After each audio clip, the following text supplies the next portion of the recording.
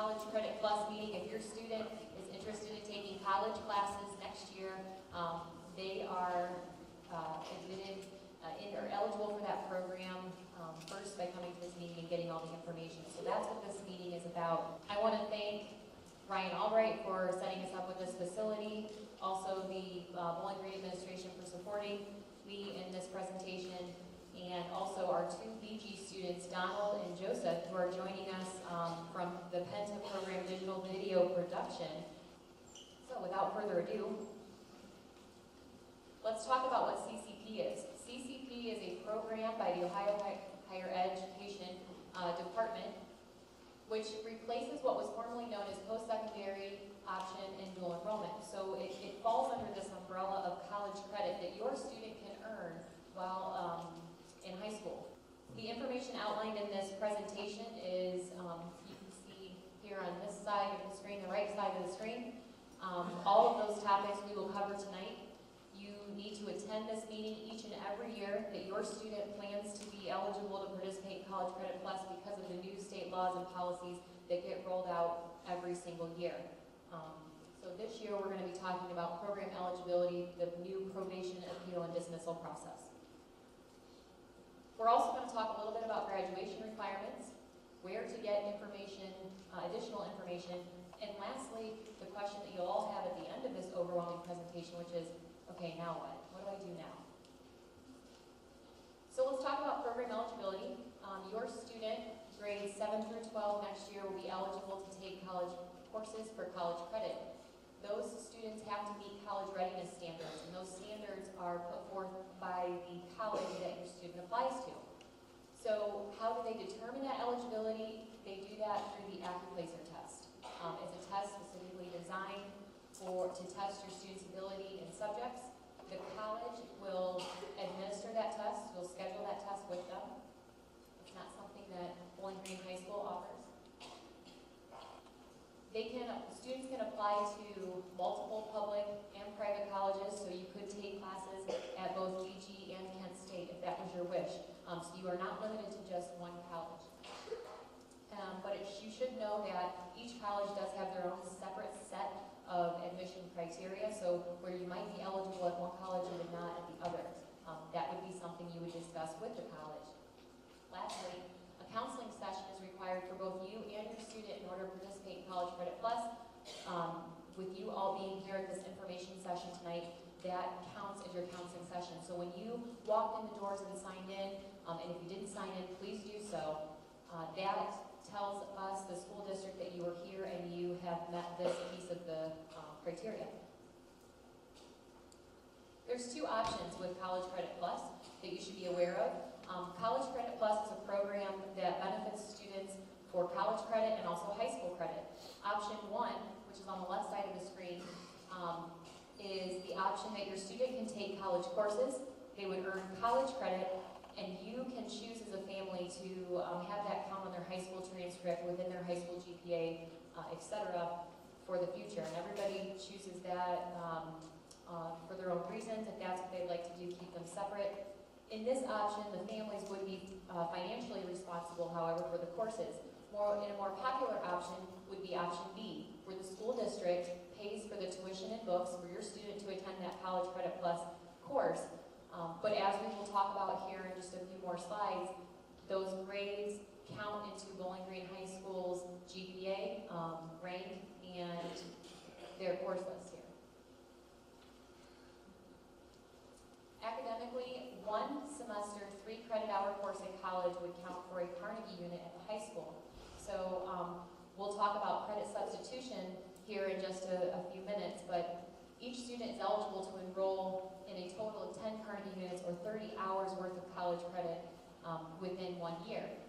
Some students will elect to take, for example, an English class for a semester, earning college credit, and this one semester of English would count for the 1 year of English credit earned at the high school level. If that was your choice, or if it's a math class or an economics class or something, if that was your choice, a credit substitution form would then be put into place. The form looks like this. It's in your information packet. The college issues the final grade on all College Credit Plus courses. That is not a grade that can be changed at the high school level. The college professors supersede because they are the ones giving the course. You would fill out this form in its entirety. You do not need to fill out this form if they are taking dual enrollment courses such as GSW 1020 at the high school. This would only be for courses that we don't offer at the high school that your student wants to substitute a graduation requirement for. Okay. Again, grades are assigned by the college, and grades are considered enrolling grades, honor roll, class ranking, and grade point average. OHSAA requires students to carry at least 5 credits to be eligible for, to participate in high school athletics. This is something that if you are an athlete and you are taking high school classes, you want to make sure that if you're going to include College Credit Plus, that you're taking enough courses to be eligible to participate in sports. Mr. Connor, our athletic director, would be happy to sit down and with the counselor and make sure that you're in enough credits, but please note that if you are an athlete, this is something you should be looking at to make sure that you're eligible. The transportation to and from College Credit Plus courses are on the responsibility of the family. That includes parking expenses. That is something the school does not cover. And these are people that are going to help your student and you as we work through this process together.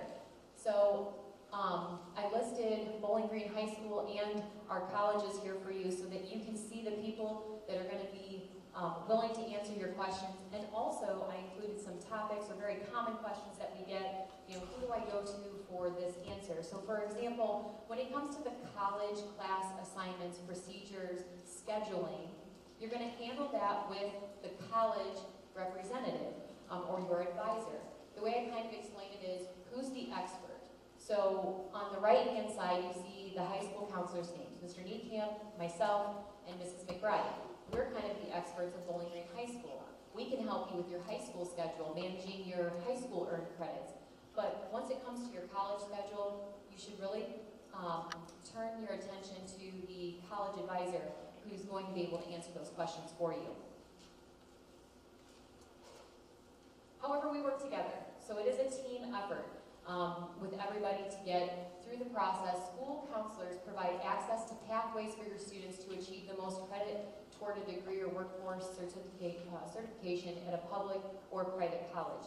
This is important. The state of Ohio says that high schools and the colleges need to work together to give you a path. If you hear nothing else of tonight's presentation, please hear this. If you're taking college credit courses, I want you to ask yourself, what is my goal? What is my end goal? What is the reason for me taking these classes? Is it just to rack up college credits?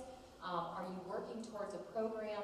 Because those questions are going to be very important for you as we work through this journey together, so that you're taking appropriate classes and you're not wasting your time and your experience with either the college or the high school. Pathways do not obligate you to take those classes. So if you start questioning, I don't think I'm going to take this class, or are you obligated to follow that path? Absolutely not. You get to choose whatever classes it is that you would like to take.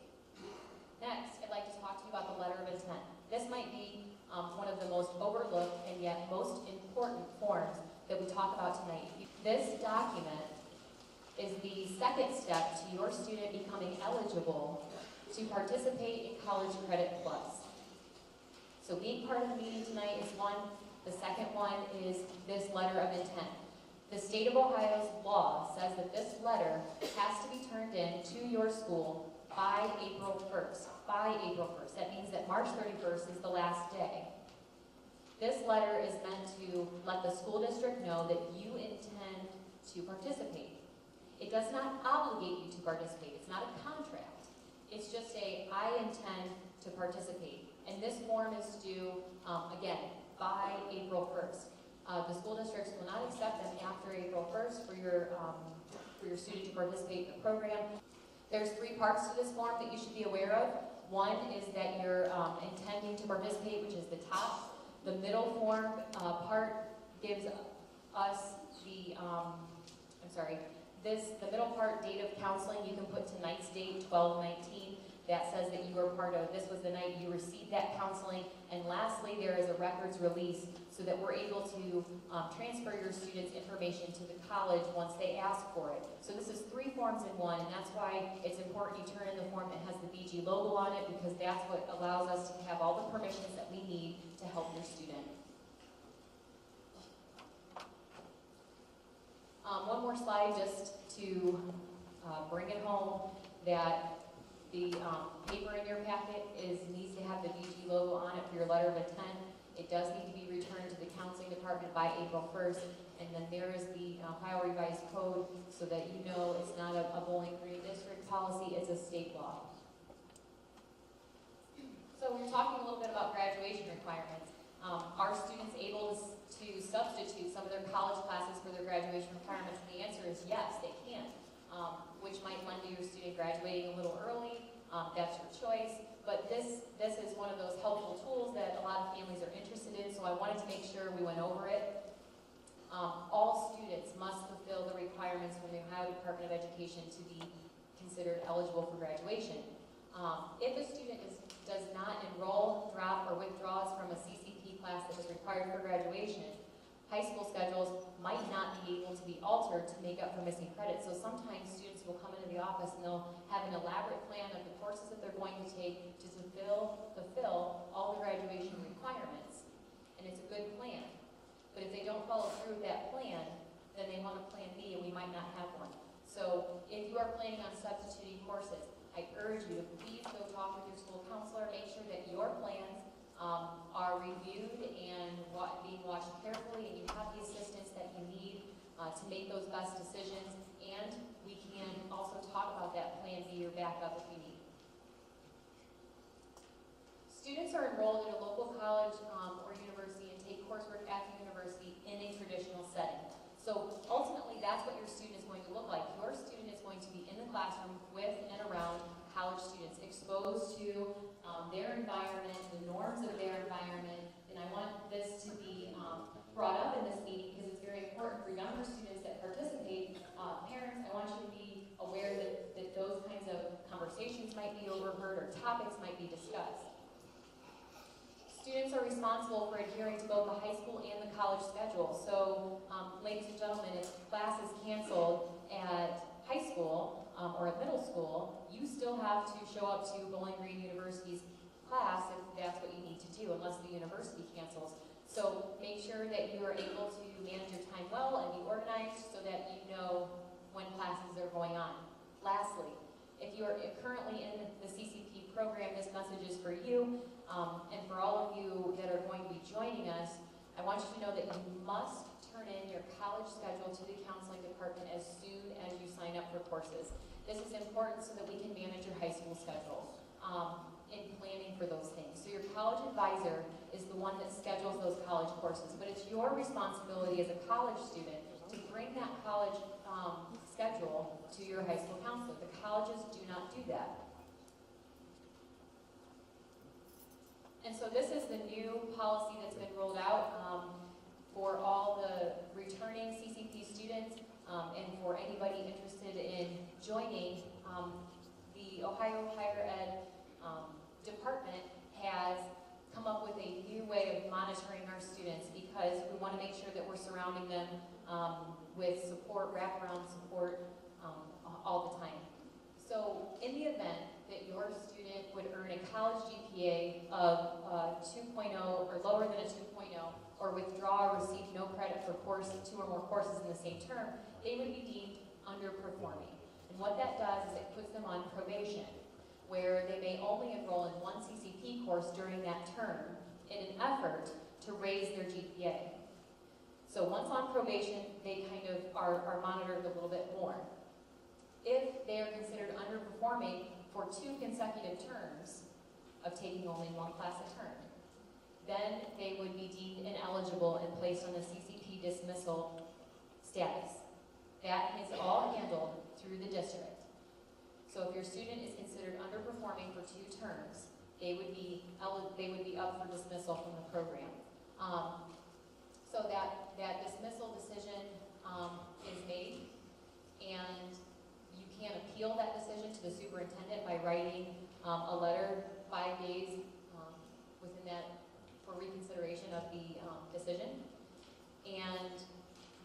there's a whole process that goes along with that. But in a nutshell, we want you to know that our College Credit Plus students are going to be supported, and in the best way that we can monitor their progress. The state has come up with this policy.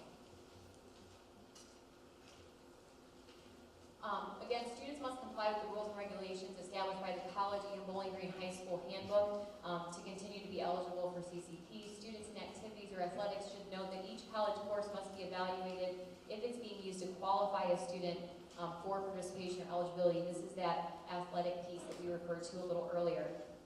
Participation in CCP does not guarantee your child's acceptance into college.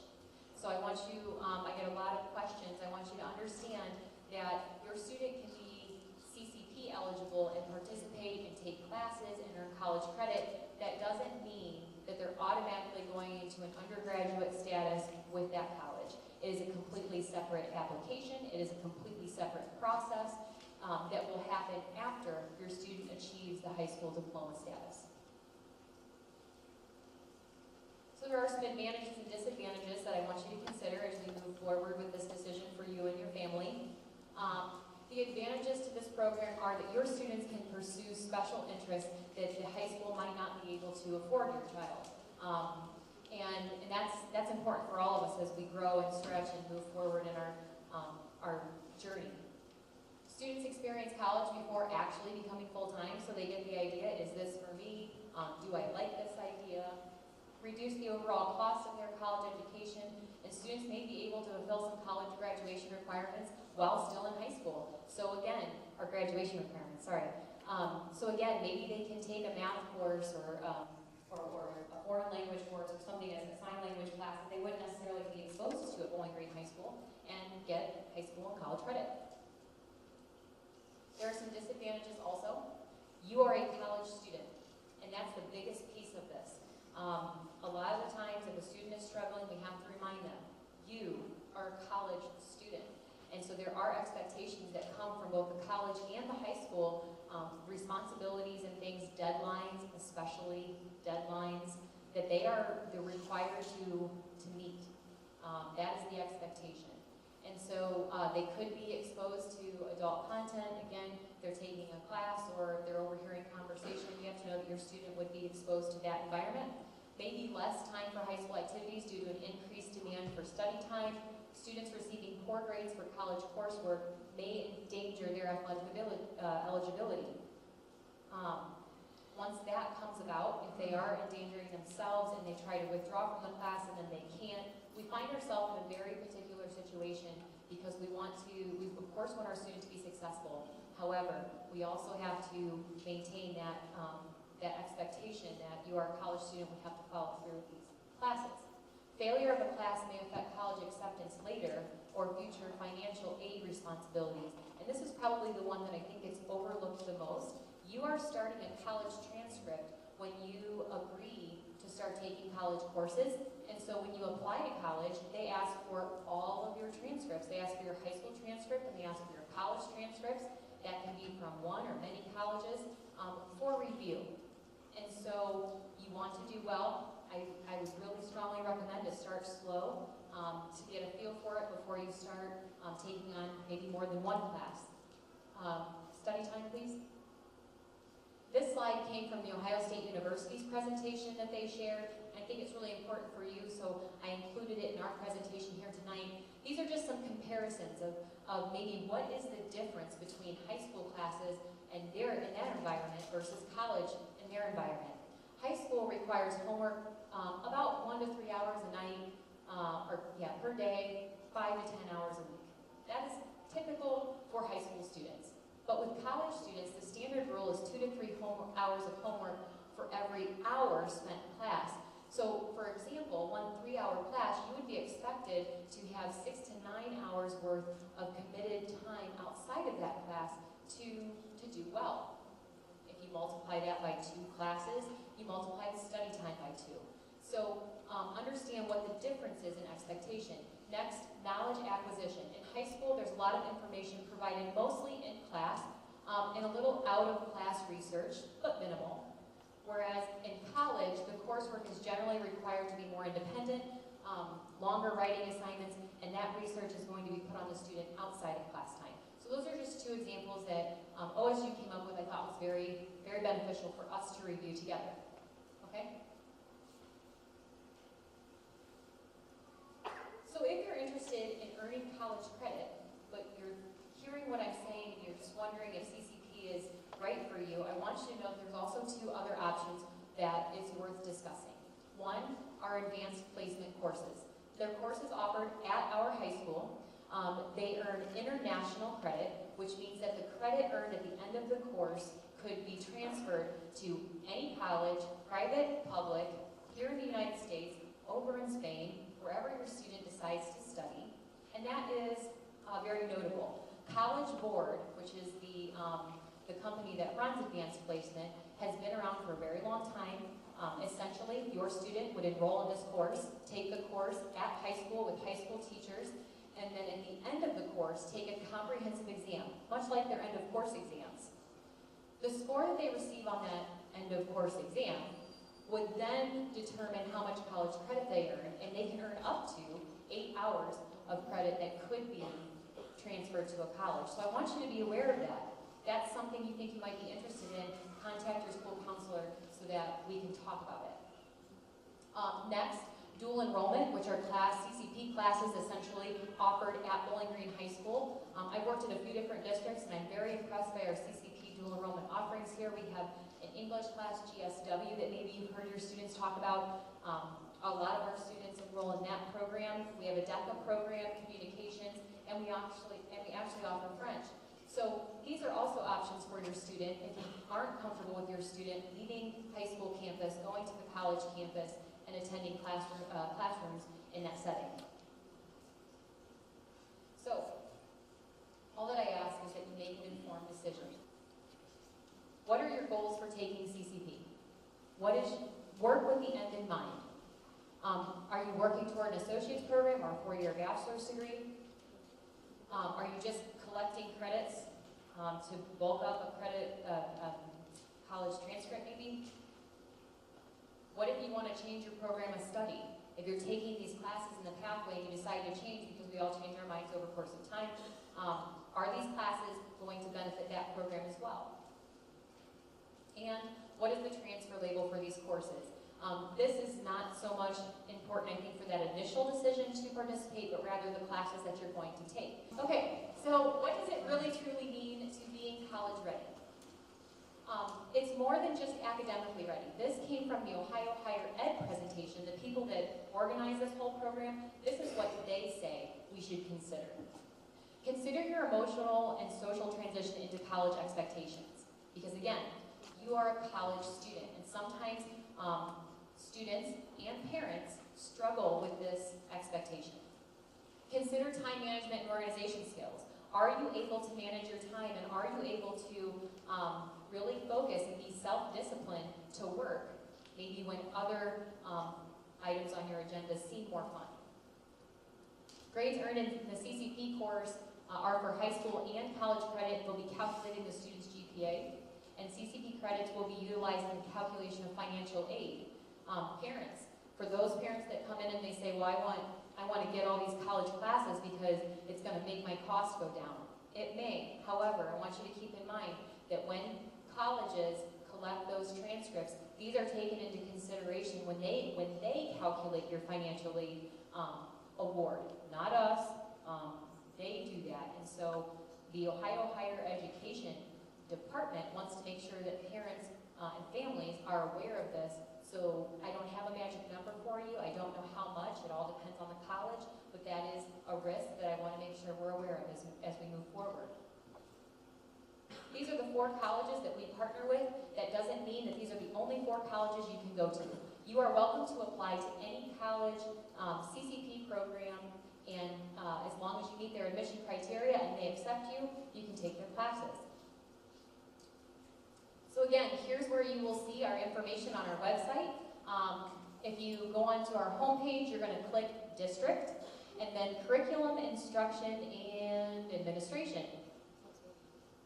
You're going to scroll down on that page, and you will see College Credit Plus. And under College Credit Plus are going to be a series of links here. The presentation, the packet that you're holding in your hand, this PowerPoint presentation, everything, so that you're able to review. It is also on the high school counseling website. Now what do I do? These are I'm all about flow charts. I was an ex-science teacher, so charts are my thing. And when you look at this chart, it's going to show you what happens first, next, and last. So right now, you are attending the CCP district meeting. Step number 1, check.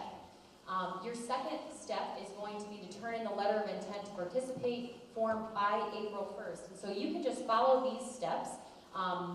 This is a little bit more detailed steps, but you're going to follow these steps to be sure that you are on track to being part of this program. Number 2, you're going to take a placement test if you haven't done that already. Apply to the college of your choice, and I just want a special note here. You're going to apply to the CCP program, not undergraduate program.